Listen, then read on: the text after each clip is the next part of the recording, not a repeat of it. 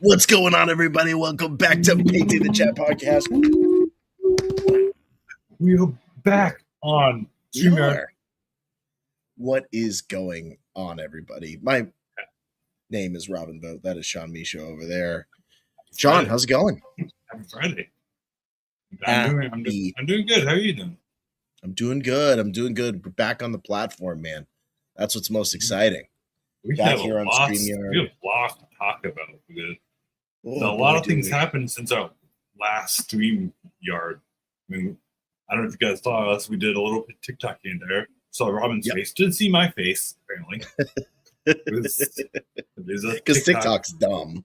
TikTok is dumb. I mean, I scroll every day, but it's still dumb. Still dumb.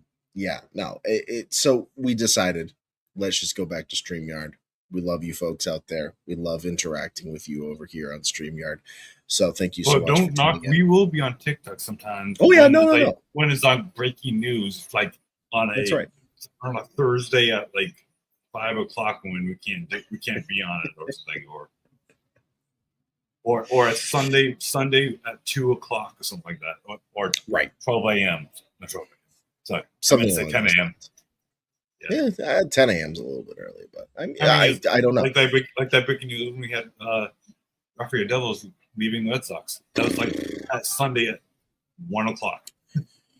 Yeah, that was it's actually 4 o'clock because it was a Sunday. This is the most random time too. Yeah, I was not expecting that kind of news on a Sunday afternoon. Sean, let's get into it. Adding to stage here tonight, Boston Red Sox versus New York Mets. As of right now, the game is 2-0 Red Sox. They are riding what is about to be, if they can continue and just leave the score where it is, which you, of course, want continued run production. You want them to show up at the end of the game and not give up runs. But, Sean, what number is the Red Sox looking for right now in terms of a win streak? A win streak? I think so. We just swept the Angels. Yep. We played. Hold on. I don't know if we swept the White Sox. I'm pretty sure you guys are going for 8. Are we going for 8? Hold on, let me look. I think so. Let me go to standings. So. We'll say at the end of the standings, I know where you guys are at. Not on Google. Hold on. I gotta go ESPN for this. Also, the Red Sox had plane issues. Sean, you saw that headline? Getting to New York? Yeah. So what I can do is let me talk to the folks about that briefly while you're looking that up. Red Sox. Go ahead. We are on a 6-game win streak, so 6 games. We did not sweep the one. So, So we're looking for 7. But I'm gonna tell me the plane issues because I'm gonna look up the correct who we swept and not while you do that. Right. Yeah. So late last night, 10:05 p.m., the Red Sox get on the plane following their series with the Angels. And boy, oh boy, they're at Chicago O'Hara. They touch down. They're doing whatever's needed. Yeah, go ahead. So, and since I'll finish it. June 25th, we've lost 2 games. So we swept the Yankees 4-0. Yep. Oh, we just swept. Okay, it was yeah. So we did sweep the Sox and the Angels. Sorry. Yeah. I forgot we played the Nationals because we lost again. We lost them twice. Yeah, that's right. So because it was Yankees, then we played Washington. We won the first game, lost the 2 games. So they swept us. Went to LA. Actually, my cousin went to one of the games. Oh, that's awesome. So he had a good time. I think it was his first Red Sox game. Nice. He's just turned 11. So he's a huge Red Sox fan, but he's also like the Dodgers. So he's from LA. But he wanted to see Red Sox. Bets. I guess that works. Yep. And then you're right. I'm just wrong because I thought we just played the Angels, but we didn't. Yeah, we just played the White Sox. Yeah, and then we're playing. It's a very possibility we could sweep the Mets. It is. If the Red Sox are on a hot streak right now, yeah, especially with our injuries that we're getting still, it's like, should we get more injured? So we get that's what happened to Roman Anthony last year. He got injured. We were playing really good. Yeah, it's the same thing. Yeah, I was just watching Francisco Lindor try to make a backhand play, and it was very awkward, and it looks like he might have hurt himself in the process. So it looks like that's. I'm going to be honest with you. It is looking like it's going to head that direction in this series. Francisco Lindor just came off the IL. I feel bad for you. I wish we could split the wins. You know what? It's just at this point where we're at. We're not making. I still don't think we're going to make the playoffs. The streak's going to end at some point. Yeah. 2.5 back of the wild card. I mean, we're not even halfway. We got a week. Essentially. I mean, we literally have less than a week until All-Star game and Home Run Derby, which is next week. So it's literally a halfway point. But again, I don't know. I mean, like you said, with 2 games back, this streak's not going to end that. It's a Red Sox. So right. It depends who we playing upcoming. Which again, for the Red Sox, you got the Mets. Let me look up the upcoming schedule. Here, I got the full schedule here too. If they want to make it interesting. So post All-Star break, you're looking. So we're playing the Orioles when we come back. No, sorry, we're playing the Rays. The Rays, which that's going to be tough. And then we're playing the Orioles and the Blue Jays, and we're playing the number 1 A's, which is the Dodgers. It's a fucking 4-game wins game too. Playing the Dodgers, and then playing the White Sox again, and then playing the Athletics again. That's like the whole July. So, and the Red Sox home. The Red Sox home record has not gotten better either, in terms of the squad. We're in Citi Field, right? Playing. Yeah, Citi Field, so that you guys are going to win the series. I mean, that's just how it works right now for the Red Sox. They play better on the road. But I'm just looking at that Tampa Bay series at home. That's a 4-game series against Tampa Bay. I think the Red Sox are lucky if they can scrap at least 2 out of those with the way that Tampa Bay has been playing recently. Baltimore, I think you've got a chance of redeeming yourself at home. I'm trying to look at. I want to see that. But Athletics and Dodgers, man, like you got to go to the road on Sacramento and then to LA. We are playing on the road, which we do play great on the road. But it's the Athletics. But again, A's are coming back literally a week after. So I mean, they're posed to make trades too. This is the thing with the Athletics. Like, don't be surprised. Don't be surprised. Yeah, that streak, it's the Dodgers. I don't know. We'll probably won't win on the road against the Dodgers. It's the Dodgers at home. Which is literally the end of July until August 2nd. And then White Sox are coming to Fenway. Both their games good. Athletics are coming after that. And then we're going on the road for Toronto. And Pittsburgh. And then we're playing, and Pittsburgh. God, it's tough for them. The first half was probably the easier part of the schedule for the Sox, for sure. Just from the looks of it, you look back at some of the teams. Our home record is 17-27, which is so wild to 10 me. games under 500, and then versus Orioles, it's 25-25. But they're the opposite because we have it's funny. The Yankees and the Red Sox are the best away teams in the division. That's so weird. Because the Rays are 21-23 at home. I mean, sorry, away. And the Blue Jays are 20-24 on the road. Huh. And then the Yankees are 28-22 on. I mean, Yankees not as. I mean, still above 500 on the road. Right. But they're 23-20 versus 28-22. I don't know. So what So what we're learning is a lot of these teams, the Yankees being 28-22 on the road, like that's the reason why they've stayed competitive in some way, shape, or form. The Phillies are 27-21 away. Like suddenly, a lot of these teams are better on the road. We helped the Rays get in first because sweeping the Yankees. Right. And they haven't been playing well. They're 3-7 last 10 games. Yeah, they haven't been able to figure this out. And now 4 games back. Yep. And the Yankees are relying heavily upon some of their bench guys. They're calling up guys from AAA to try to fill in for, whether it's Giancarlo Stanton not being able to play every single night.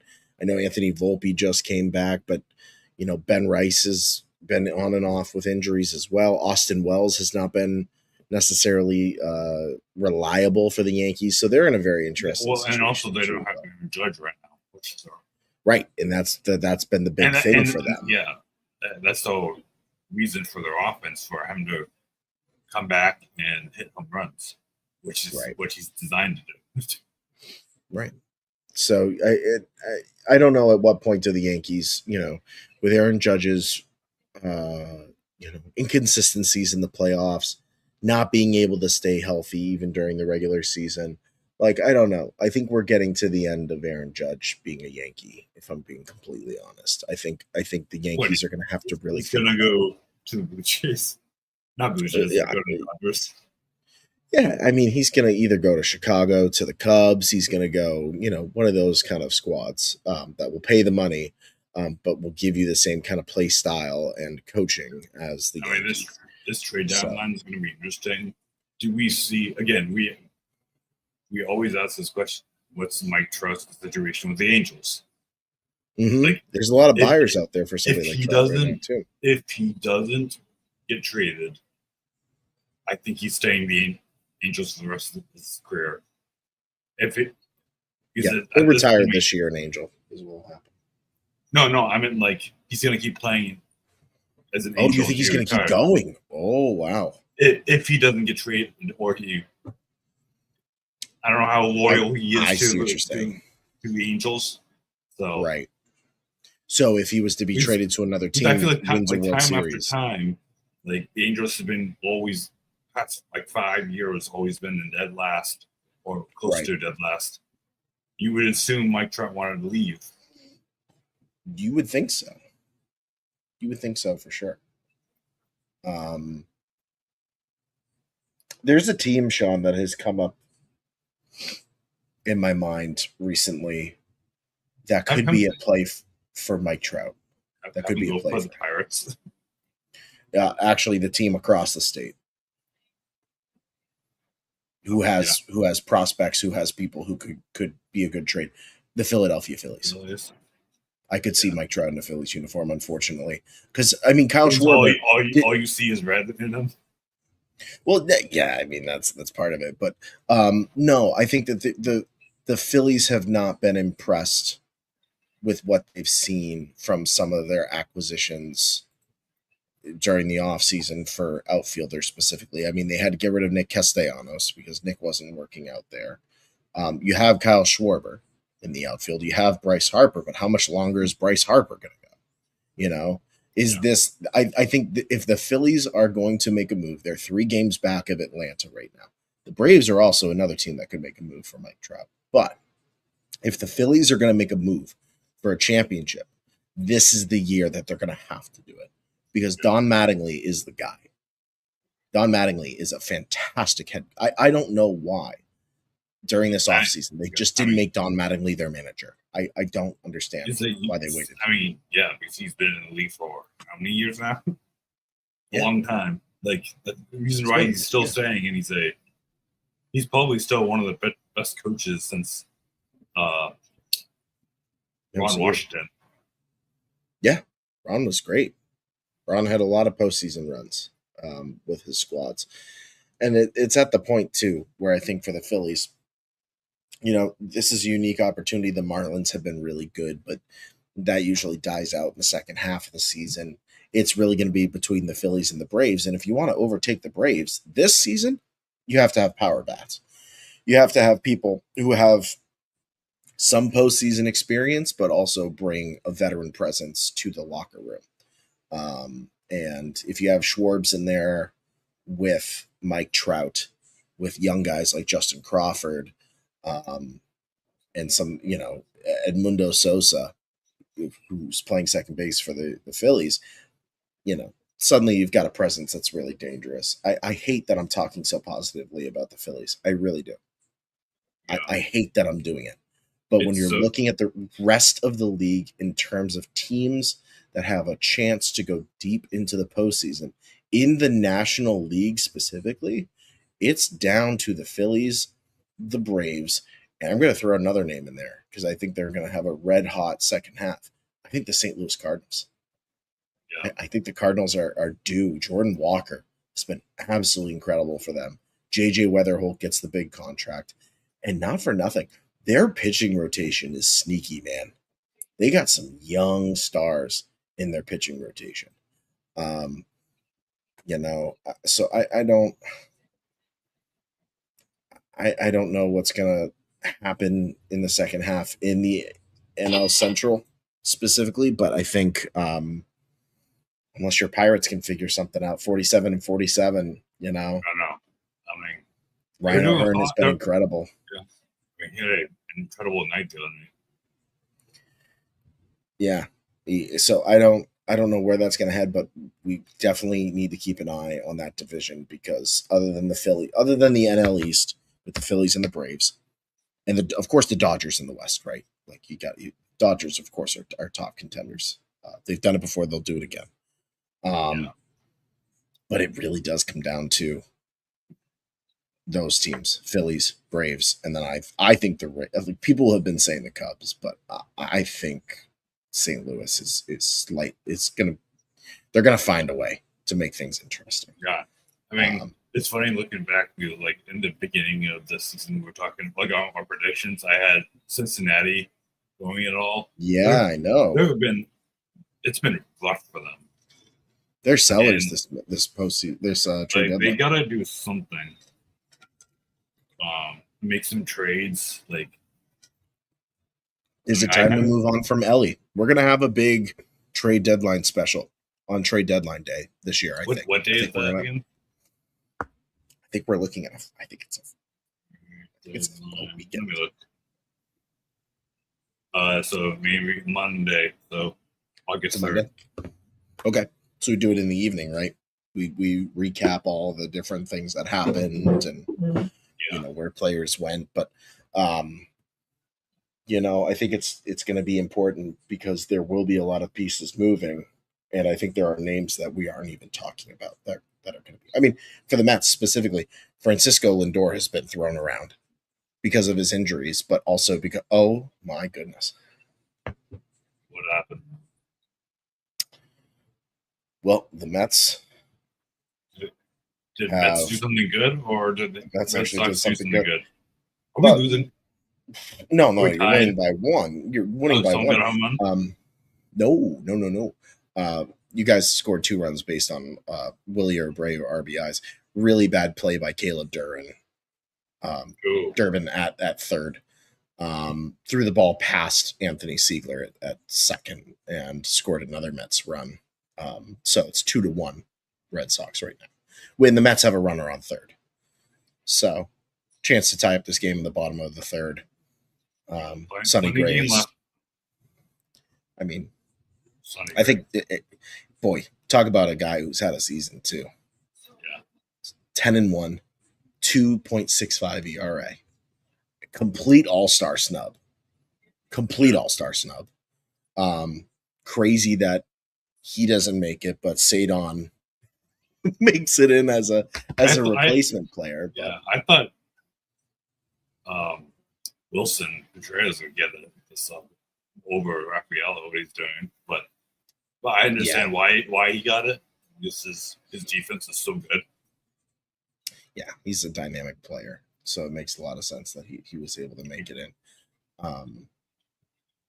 It's going to be interesting post. I mean, the All-Star game, it looks like the Home Run Derby also is setting up to be a fun one too, Sean. Bryce Harper and Kyle Schwarber are both going to be participating Jordan Walker from St. Louis, Ben Rice from the Yankees. There was discussion that Wilson Contreras might actually be a participant in the home run derby. I'm rooting for him if he does. Yeah. Juan Soto is going to be in the home run derby, which I'm a big fan of. Soto, he's been in it so many times. He has. Like 6 or 7 of them, I think. And it confused me that Dontrell Willis said before the Mets Red Sox game. I have my thoughts about the Apple TV broadcast. I know we both do. And he said, well, Juan Soto is the face of the league. And I'm like, you need to check that again. You need to check that again, sir. It's Shohei Ohtani. Some of these commentators are really terrible. It's all about, getting the big hits and the big clicks for something. Even though I don't like the Phillies, I love the Phillies broadcasters. They're the funniest. Yes. The funniest. They remind me so much of Jerry. They do. They have a really good team. 2-1 Red Sox, end of the third. Mets leave runner on third. Francisco Lindor pops out. That's what I'm saying. That's why I said Lindor has been rumored as a trade piece, because he's just not. We get a good haul for him. The Mets are young. They're figuring it out at the end of the day. Anyway, before we get into some basketball here, Sean, there's something that I got to do. I have not done it in a very long time. You want to do the honors? Yeah. I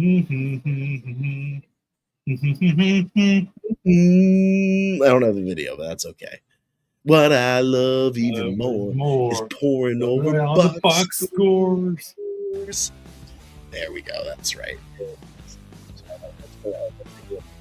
Let's take a whip around the major leagues right now. Sean, in the bottom of the 7th, the Phillies are down on the Tigers 10-2. Zach McKinstry having an okay time. He's up at bat right now. Phillies are working on looks like their 4th pitcher of the evening against the Tigers. Not a good one. Not a good one. It's gonna not a good one. Top of the 1st, Yankees versus Nationals. The Yankees are up 1-0. End of the 7th, Kansas City Royals down on the Baltimore Orioles 2-3. And the Kansas City team has been past few years. They've been awful. Like disappointing. They haven't been good since 2016, 2017 era. Yeah, we played the Mets in the World Series. Yeah, and then maybe I think they came back around for a good season 2021, I believe. Yeah, I remember that. That was Eric Hosmer playing for the Kansas City Royals. I hated his ass. Middle of the 6th, Cubs versus Reds, battle of the Midwest. Cubs are down 1-0 on the Cincinnati Reds. Looks like the Reds are trying to figure out something here tonight, Sean. Not much else to say. Not really. Bottom of the 7th, Guardians, Marlins. The Guardians are beating the Marlins 3-1. Marlins have been on a hot streak, man. They are 31-17. They have the best home record of any team in the majors right now. Incredible ball. Yuri Perez getting pulled from a perfect start the other evening. Everybody was up in arms about it. But it's because he had some right arm soreness, so they wanted to take him out to make sure he was able to play the next outing.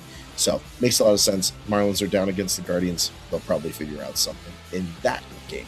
Top of the 7th, Mariners versus Rays. The Tampa Bay Rays are up on the Seattle Mariners 4-2. Sean, what happened to our Mariners? What happened? I don't know. They were our favorites going into this year. Big Dumper hasn't been providing as much this year. I don't know what they're going to do. I don't know what they're going to do. Do they move on? It's the same thing with the Blue Jays. What happened with the Blue Jays? Yes. Not in 3rd, but it's because of the trades. They shouldn't have traded. They shouldn't have. Bottom of the 5th, Athletics taking on those Chicago White Sox in Chicago. Aaron Savali is on the mound for the Athletics. Interesting matchup. Murakami is back tonight for the White Sox after a quick stint on the IL. Murakami has been great for that team, I think, with him back in the lineup with Colson Montgomery, the rest of the squad there in Chicago. They're 47 and 45. They are playing for a wild card spot as well. They're starting to figure things out. They are. Never thought we'd see a team go from the worst record in baseball last year to being a possible postseason wild card contender. It is just unheard of. Top of the fourth, Red Sox over the Mets, as we've been talking about. 2-1. Nolan McLean is on the mound. 4 strikeouts. He's been able to figure out some of these guys. Jaron Duran, one of those strikeout victims yet again. Sean, what are the Red Sox going to do with Jaron Duran? I feel like folks, in terms of Red Sox fans, are kind of getting done. I'm starting to ride on the Caleb Durbin train. He's been doing really well. Like in the last month, I think the first half of June he was playing really well, and then I think the last few games he hasn't been playing well. But I think he's starting to finally figure out. I wish Jaron Duran has done that. He hasn't. I think it's time for him to either get traded or go down and figure out what to be fixed. Send him to Worcester. Okay. Because things aren't apparently not working out for him. Not working out, yeah. It seems that way. Connor Wong's also in the lineup tonight for the Red Sox. You like seeing Connor Wong out there for sure. Another strikeout for Jaron Duran. He was 0 for 2 this evening. Just happened. Middle of the third, Astros versus Rangers. Battle of the Lone Star State heads into the weekend. Astros are losing 2-0 to those Texas Rangers. Another team that's trying to figure it out, too. Brendan Nimmo, former New York Met, playing really well. Jace Jung, former Detroit Tiger. That's what happens, right? There was a lot of drama in New York with Brandon. So now the Rangers are now dealing with that drama, even though they're getting some good production out of it. Angels Twins right now in Minnesota. The Twins are up 1-0. They are looking to ride a 4-game win streak here up there in the North Star State, as some would say. Twins are always that team that always sneaks up, and like they're never ever talked about it, but they're always really good. They're just one of those teams that they do in the past 2 years has been able to do it. Trevor Larnach. I mean, Luke Keeschel, second base. I mean, they've got some young stars. Also, you got Royce Lewis at shortstop. You have Byron Buxton. Everybody. We have all forgotten about how good Byron Buxton is and how long he's been there. He's been with the Minnesota Twins his entire career. Another definitely Mike Trout type situation where he continues to show success, but the team doesn't ever break beyond that. So maybe the Twins figure something out here. They're 46 and 48, 24 and 24 at home. Bottom of the third, Braves Cardinals just getting underway. JJ Weatherholt's currently at bat. Just signed an 8-year,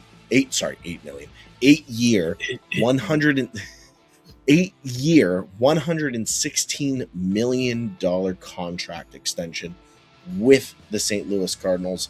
That puts him beyond a couple of different trade deadlines and trade clauses as well. The Cardinals locked him in long term. The Cardinals are 48 and 44.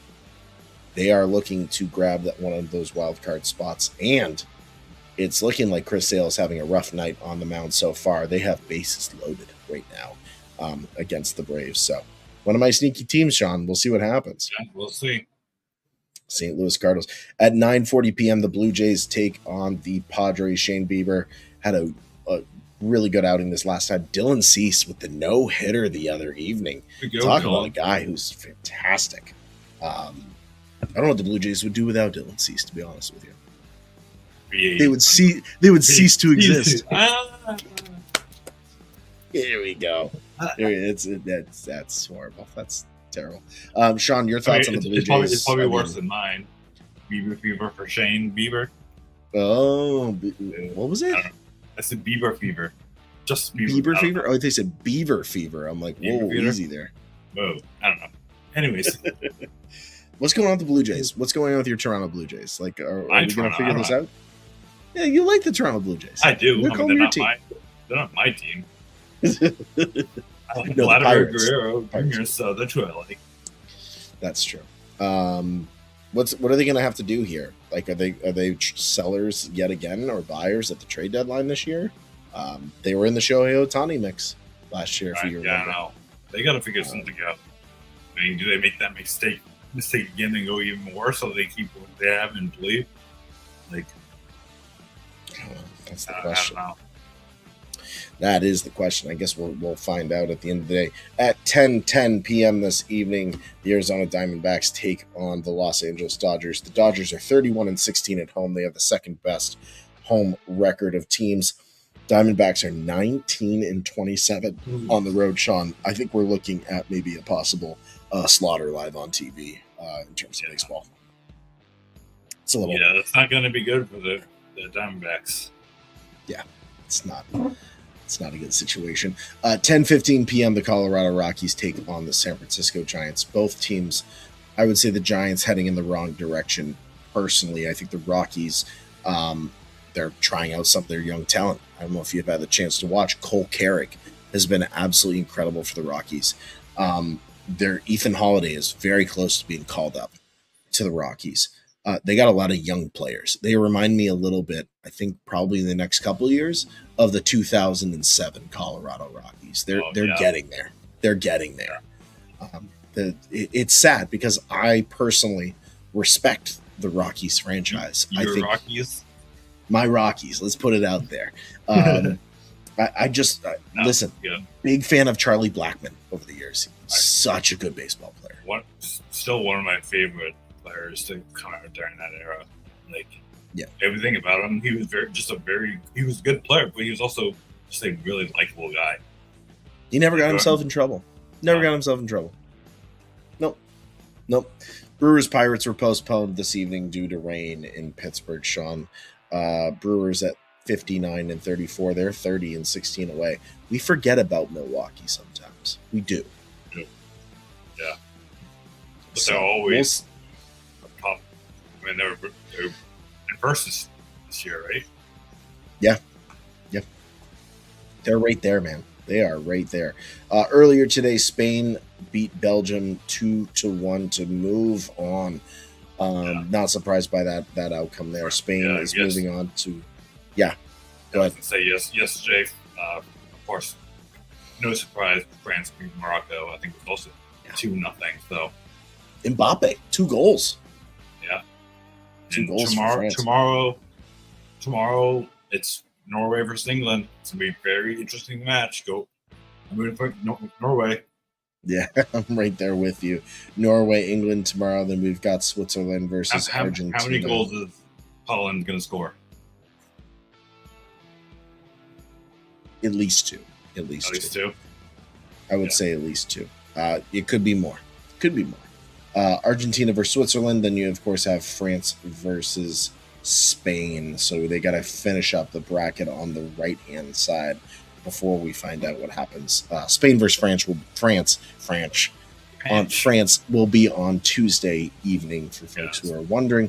Sean, in the WNBA, the Valkyries are beating the Connecticut Sun 54-44. That game the is Valkyries in the are fourth. So they're up there with right now with the Lynx and the Aces and of course Dallas is right with them as well. Just only 2 games back. The Valkyries has been one of my teams I actually love to watch. Just it's Golden State Warriors. I love to watch them. It's this is their second season for them as a professional team. Yeah, and they were doing really great numbers. I can't remember her name. The head coach has really been playing really well. We got Caitlin Chen from UConn. Just Gabby Williams playing amazing. So you've been talking very highly of the Golden State Valkyries ever since the start of the season, and I think that makes a lot of sense based on what we've seen so far from this year. Yeah, I'm trying to be I know we kind of are Connecticut Suns fans here and there. So kind of because it's the closest right thing. Plus, NWA don't off the team yet. Hopefully soon. We'll see what happens there. Dallas Wings taking on the Tempo right now. That game 87-87 really in the fourth. Yeah, it's a close game, isn't it? How's Paige looked out there tonight? I don't know. Let me look up the stats. Of course, 27 points, 11 for 17, two of 3 points. You got Jessica Shepard is 20 points.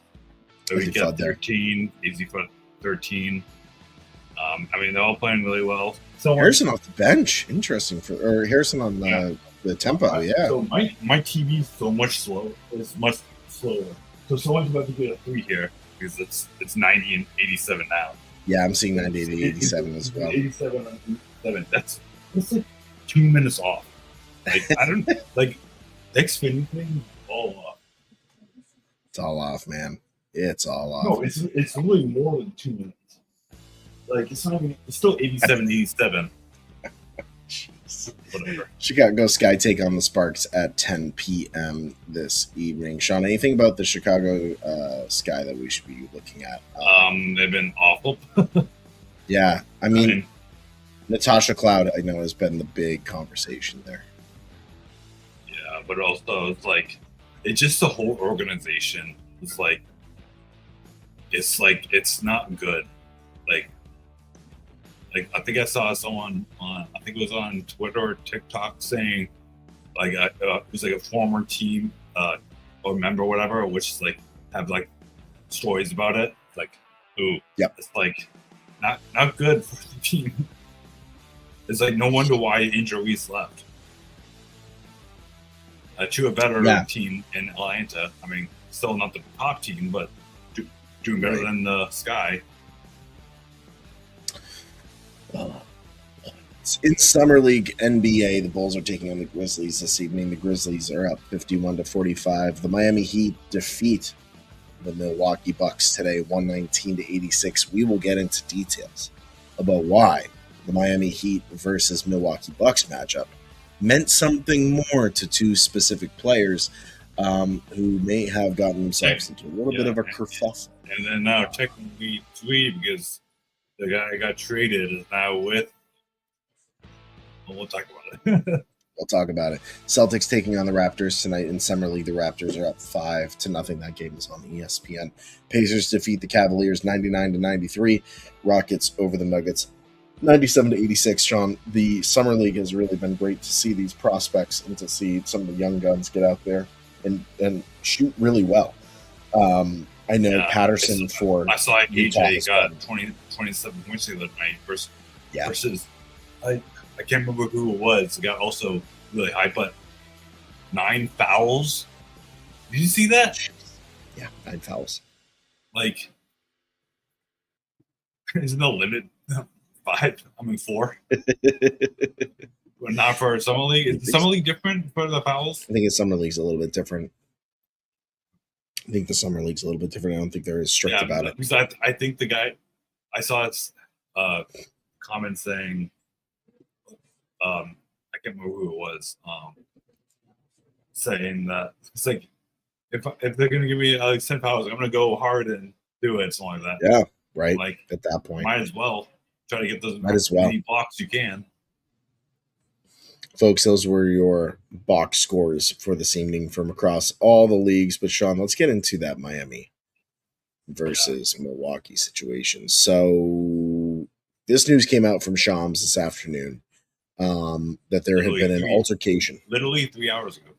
3 hours ago. That there had been an altercation between Bam Adebayo and Tyler Herro in Las Vegas. Of course, Miami was taking on Milwaukee in the NBA Summer League. So they were on premise essentially in Las Vegas together across from each other. But the altercation occurred at a practice court in a Las Vegas hotel, according to sources.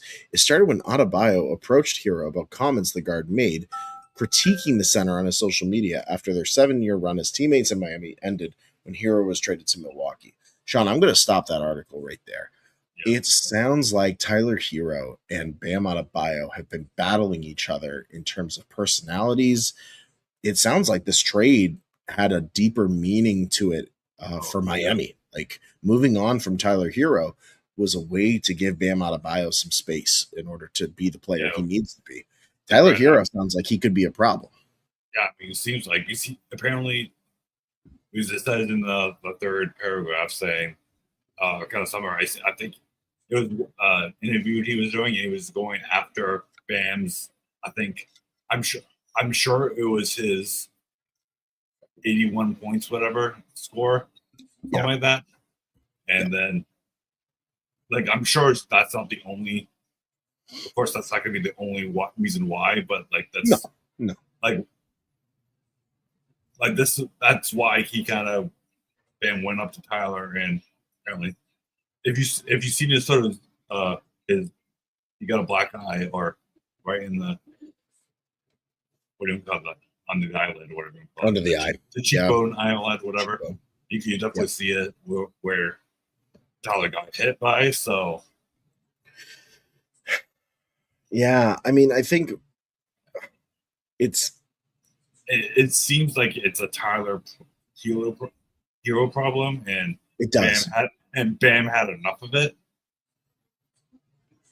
He couldn't take it anymore. The reason, which sparked the reason for Giannis to make the move and for that trade to happen. Giannis Antetokounmpo officially now a member of the Miami Heat in that trade that sent Tyler Herro that would be so to Milwaukee.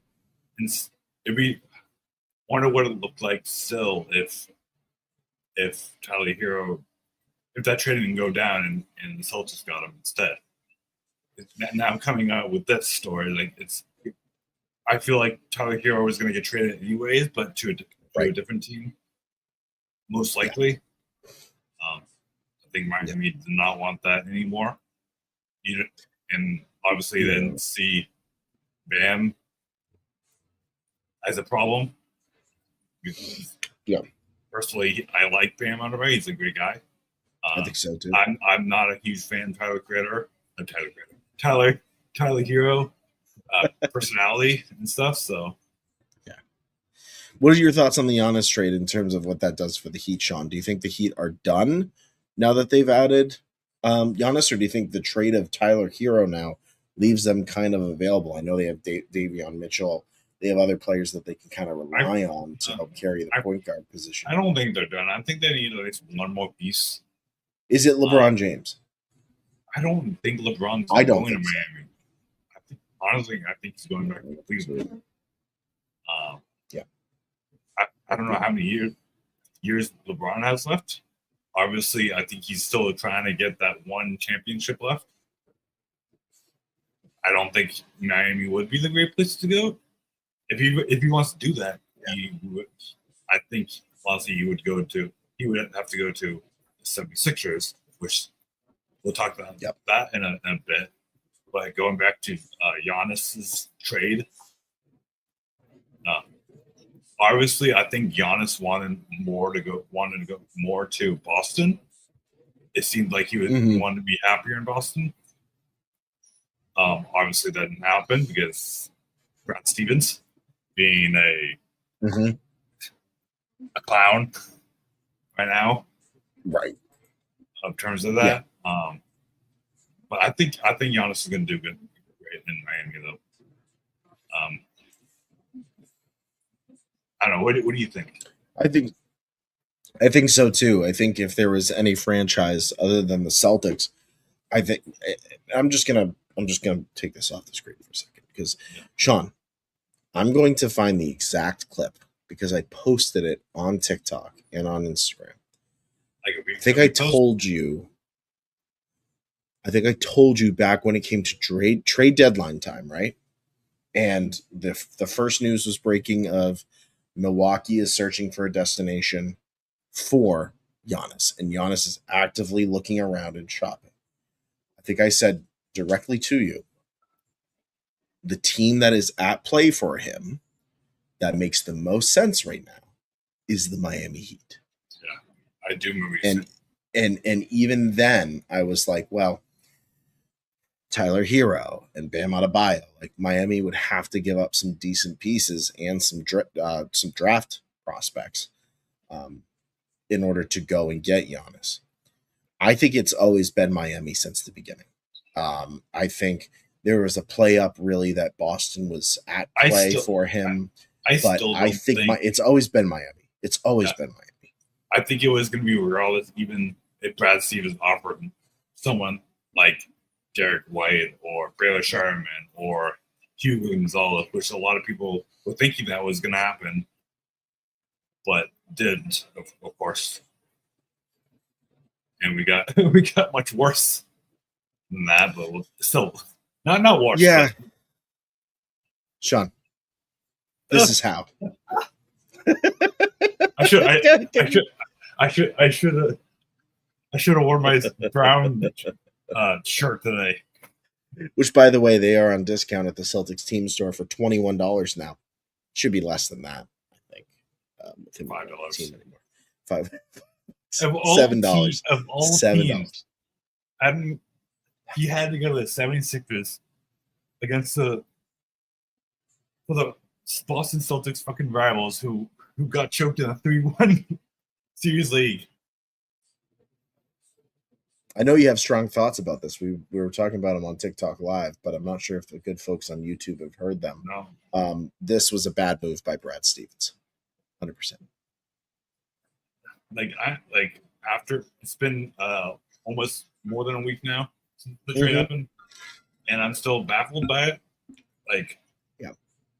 What was Brad thinking? Just because you didn't get Giannis, you had to go trade Jaylen Brown, who came back from one of his best seasons of his career. Yeah. While Tatum was hurt. And then who did you guys get in return? Fucking Paul George. I purposely posted the most blurry picture of Paul George in the lineup for that reason. Because, God, I mean, yeah, you get Mitchell Robinson, right? I know we're moving from one to the next because I don't want to keep painting you with the discussion of Jaylen Brown in Philadelphia. We'll see how that plays out to start. But this is the projected Boston starting five. Yeah. They have Peyton Pritchard being the starting point guard. Like they're not going to make a trade for him. Which obviously he should have. I mean, he's been. I still think he should have been a starting point guard last season because of how well he was playing. Is this starting five a playoff contending, like a deep playoff run team, John? Deep playoff run or just a playoff run? Or are you saying making the playoffs? This team could definitely make the playoffs. Sure. Yeah, make the playoffs. Sure. I'm talking about a deep playoff run, like talking Eastern Conference Finals. Depends. Does Paul George get hurt? Right. This is the reason why I didn't want Paul George, because in the last 2 seasons, I believe he hasn't played a full season because of injuries. That's correct. Did Brad Stevens want to get him just because of his playoff? Because he had a decent playoff against the Celtics. Jaylen Brown also had a decent playoffs for the Celtics against. It's true. It's super true. I mean, Paul George is a great defender and all, but like he's not gonna put up Jaylen Brown numbers. No, he's not gonna heavily rely on Jason Tatum to do it all. I mean, which I would happy. I love Jason Tatum, no problem. But also they've got to have also something else up like there. What's the feature with Derek White? Was Derek White he had a huge problem with the playoffs. Like I hope he turns around. I think if you had something mentally or just he had a really terrible playoffs. Yeah. I don't know. I was happy to get Mitchell Robinson. We finally got a good center. Got an NBA champion center is who you got. Yeah, against Knicks players weren't happy about it. I mean, no, because they're going to be relying. They're going to be relying upon Ariel Huck-Porty as their center next year. Yeah. Also grabbing, signing Taylor for 4 years. I don't forget how much it was. What, 80-something million? 4 years? Yeah. What was that? Yep. Which, you guys, if you guys watch Spider, I'm a huge Kata fan. For the last year, I've been a huge Kata fan. So that's my thought too, Sean, is if Paul George doesn't work out here, you just slide Tatum down and then it becomes Pritchard, White, Tatum, Robinson, Cada, and you have three big men. Yeah. And I think that that's a better lineup overall in terms of health and in terms of probably productivity on the court. Because Tatum plays extremely well with Cada. He really does. I mean, also Pritchard. I mean, Pritchard plays really well with Tatum as well. Like, I'm not saying Jaylen Brown didn't, but he I was looking some stats earlier. Last week or whatever. Him, Jaylen Brown don't really work well together on as much. I mean, they still do sometimes, but maybe that's why Pritchard was on the bench because of that. Right. Yeah. I mean, unless the Celtics have the idea of maybe going and getting a John Morant or somebody else, I just don't see. Celtics were also for that trade was also trying to get. I think we said it before. Either it was Tyrese Maxey or BJ Edgecombe, which I personally would love to see BJ more than Tyrese. But imagine VJ Edgecombe if it was Pritchard, White, Edgecombe, Tatum, and Robinson. But dangerous. But Brad Stevens just folded and said, "Hey, we'll take Paul George." Paul George really just wanted to get rid of Brown like that. I think that there was more bad blood there between Stevens and Brown than he was leading on for sure. Yeah, because he was on stream. And now Paul George has a podcast, so it's was it because of him and I hope it wasn't him because of him and Stephen A. Smith because they always going back and forth. I hope that I mean Stephen A. Smith deserved to be treated back talked by Jaylen Brown because of what 100% shit does. Oh yeah.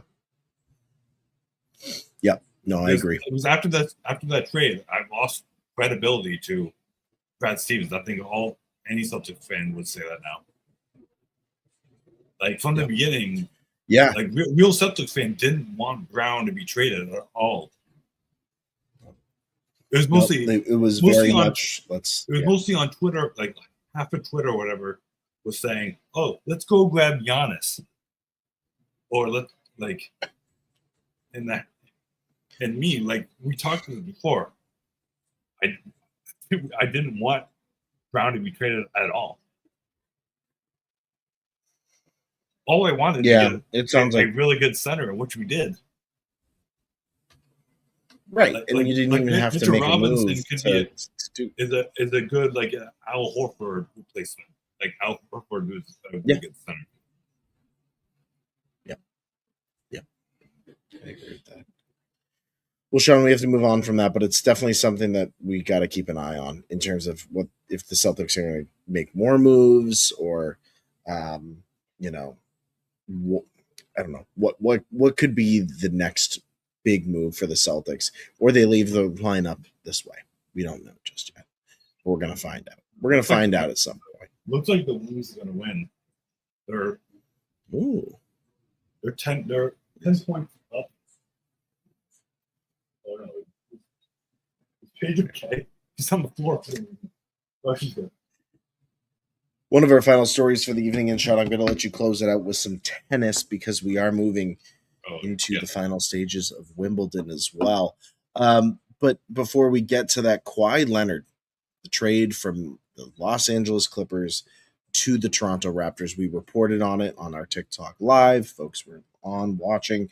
I said that it would be a great move for the Raptors, including the idea of bringing back DeMar DeRozan, kind of bring back that original Raptors championship team. However, Sean, it looks like it's not going to happen yet. The trade will not be finalized until the NBA completes the investigation, which involves Kawhi Leonard working with an outside agency and accepting money from another outside agency during his NBA career, in his time in the Clippers, whether that was I don't through think favors, I don't think Kawhi whatever had else. no idea. No, and I think Steve Ballmer, the owner of the Clippers, is being very vague about it, because Steve Ballmer is saying there was no funny business there. It was a friend of mine that communicated this with Kawhi Leonard. To be honest with you, if there's anybody who should be at fault for this and allowing for this to happen, throughout his building, it's Steve Ballmer. Yeah. He should be the one penalized. Like, they should lose some draft picks for this situation, and he should lose some money at the end of the day.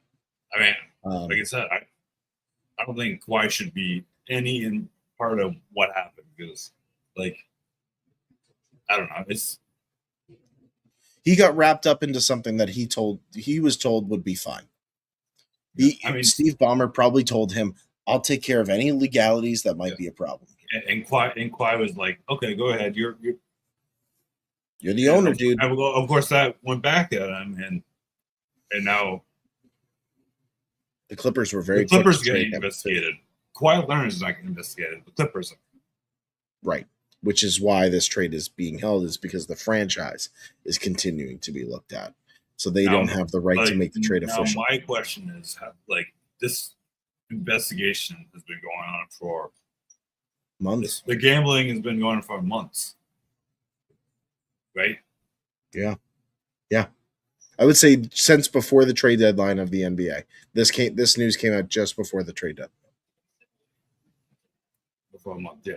So, how long do you think this is gonna go on for? Is he still gonna be on the Clippers while the season starts, or and then when the investigation stops? It just depends how long it's gonna take. Once, it'd be fun, not funny, but seeing he's still playing the Clippers on the first game of the NBA season, and then he just gets kicked out because the investigation's over, and then he has to go fly. It's kind of like what they do in baseball when they get traded. Just leave the sixth inning, whatever. Yeah, and then they go to their new team, and then they're either starting that night because it's a West Coast game, or they're waiting until the next day. Sure, I'm sure this is going to be done before it, but 100%, it will be. Because this investigation can't take too long. I mean, the season just ended, and we have 2 or 3 months until the NBA season comes up. When down in November, October, I forget what day. Yeah, I just think you're right. It's going to solve itself sooner rather than later. I think the headlines are a bad look for the NBA. I think Toronto's going to also get super impatient and be like, hey, if Kawhi is coming back to Toronto, he has to get settled in. There's a currency difference. There's some financial stuff associated with a player going from the United States to Canada alone that has to be solved. Yeah. And I'm sure Kawhi wants to actually find himself a new place for him once he go back over there. Or I don't know if he's going to go back to the same place he was before. I don't know if it's right. I don't know who's living at the home now or not. So I don't know. Kicks him out. Just kicks him out and is like, I'm back. I'm back. Give me back my house. Give back my house. No, just I don't know. It is interesting, and they have to solve it. And I think at the end of the day, do I think Kawhi Leonard is at fault? I think there's a little bit of it. I do. He could have pumped the brakes and said, "Hold on a second, let me not get involved in this." But I think he was. It's a small mistake. I think it's a small mistake. I think it's more heavily mattered on, like you said, Steve Ballmer. Yeah, Steve Ballmer. I must have mattered for them. Right, and it's interesting when you're talking about a player like Kawhi Leonard. I'm going to be honest here. Compared to somebody like Shohei Ohtani, right, who also was in a gambling scandal, very, very quickly allowed to come back and play baseball, even though there was an investigation, even though there was all this other stuff, he was still allowed to play during that entire time. I'm guessing different rules for the league. Different rules for the league, man. And I think that's where people are kind of looking at it. It's like, in different leagues, they have different I'm ways gonna of say handling this. gambling. I think baseball has like the most efficient investigations. Like they get it done quickly. Do. Like compared to basketball. They're done really quickly. Yeah. They're done quickly. And they're done efficiently. The worst one is probably an NFL. Oh my God. Don't even get me started on NFL investigations. Last year, the Chiefs player who literally killed somebody on the highway was still allowed to play until the court case. Like, I get it. Innocent until proven guilty. You have your right to stand before court and hear your case and whatever else. But if I'm that franchise, I'm sitting there like, do I really want this guy on the field right now? Yeah. It's interesting. Each league is very different. I don't know. We're going to see what happens with Kawhi, and it's going to really set the standard for how the NBA is going to handle both gambling with players, but also gambling with organizations and owners too. Yeah. And how they're it's so funny to me seeing these gambling investigations, and then you have straight out like ads for gambling. It's just funny to me. It is. Oh, you have what's bet not bet rankings, what it's called. Whatever. I can't think of it. I don't bet on as much. Yeah. It's like, you get DraftKings ads in the middle of, a game where a player is supposedly doing illegal gambling. You know what I mean? They needed Chauncey Billups, right? Another great example of where there was an investigation in the NBA into gambling, and that happened really suddenly. Suddenly, Chauncey Billups is without a job. His entire coaching staff in Portland gets ripped apart. It's interesting. But Sean, I'm going to let you close out this evening here. We're beyond the hour mark with some Wimbledon stuff, and I was able to find this little bit here from Coco Golf. This is why I love Coco Golf. Like, she's like one of my favorite players in the past 3 or 4 years. It was as it says, like,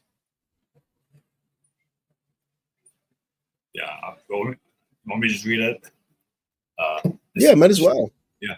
I mean, as much painful as this from the outside, I was down 7-4 in the second round.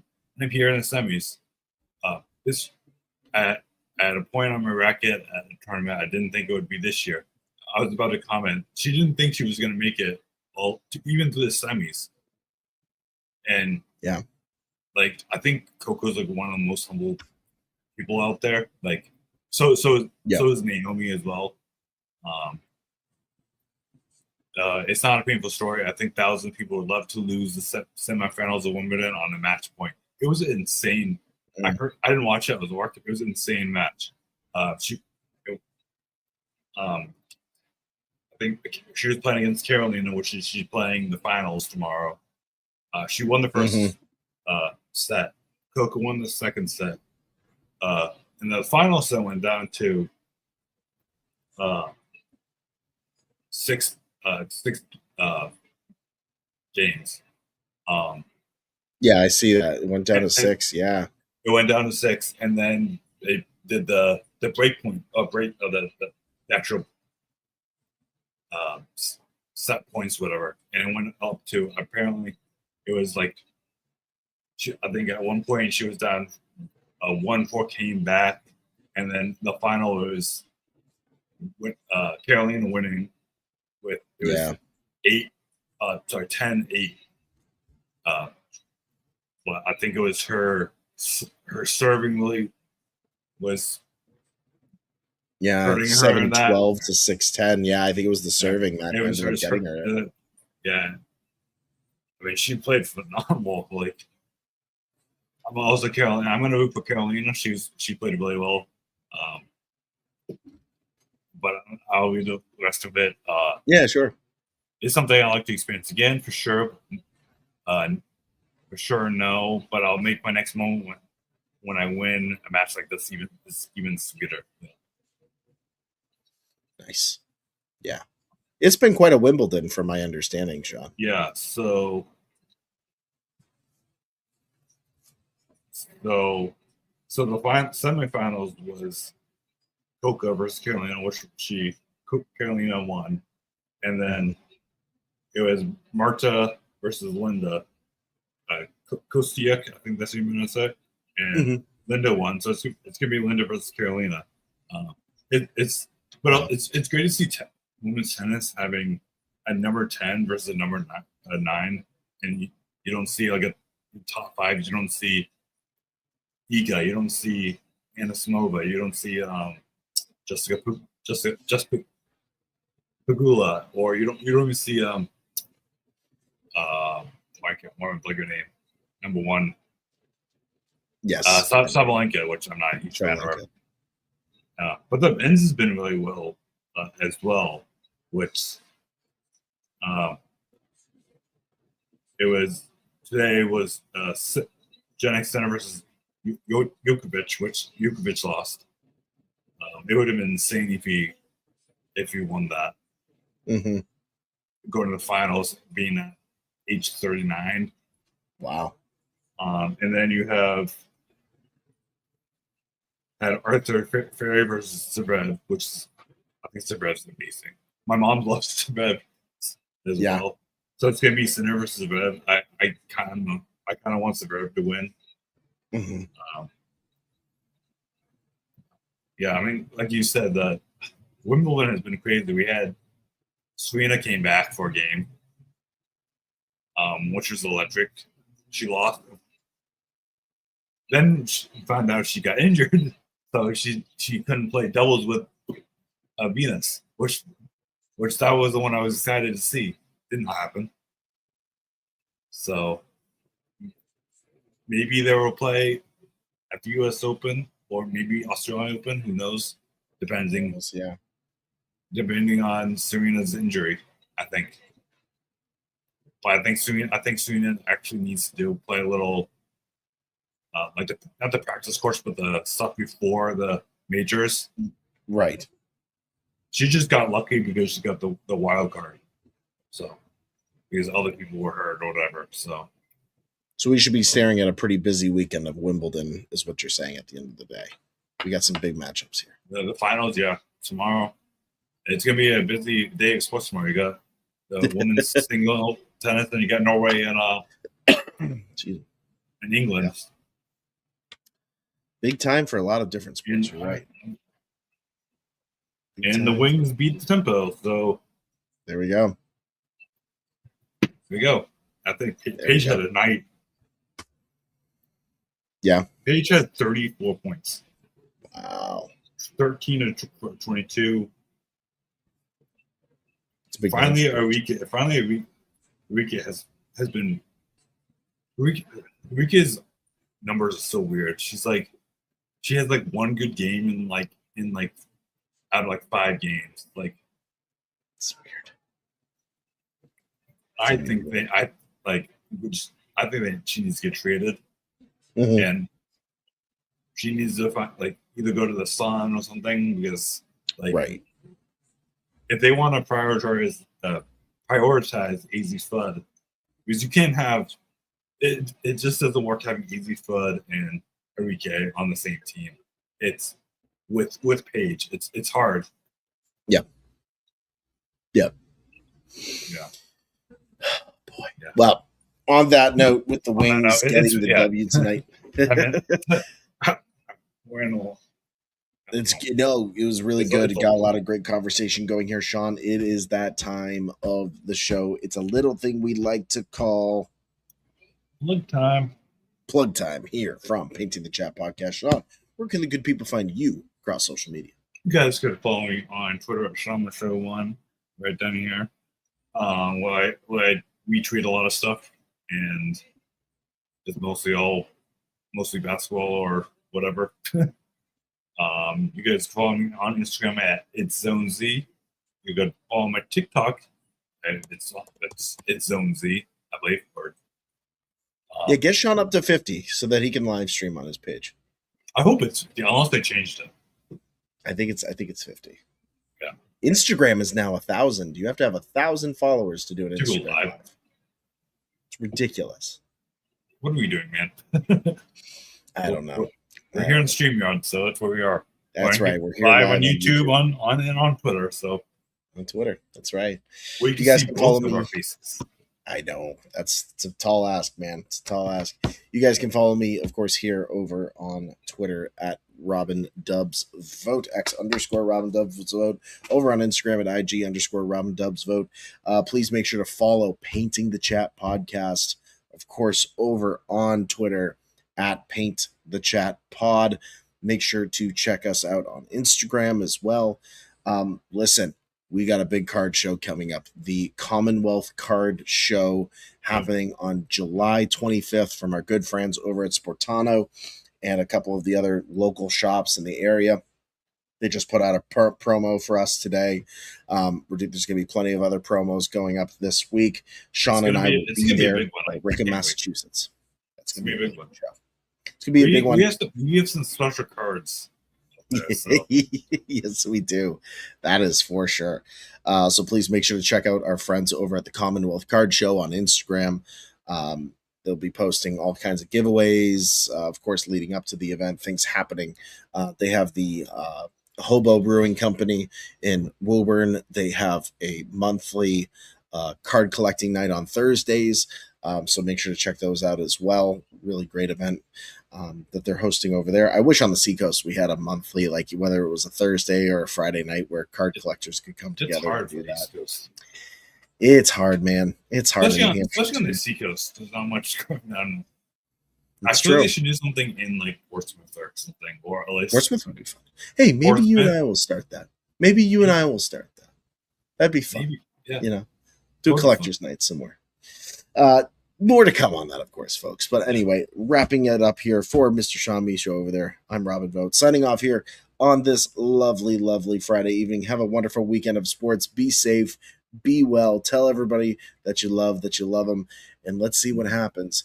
Mets with a runner on first, Francisco Lindor, and maybe a chance to tie up this game in later innings. We'll find out at the end of the day. But until we get those results, we'll see you all very, very soon. Have a good night, everyone. See you next time. Woo! See you next time. See you.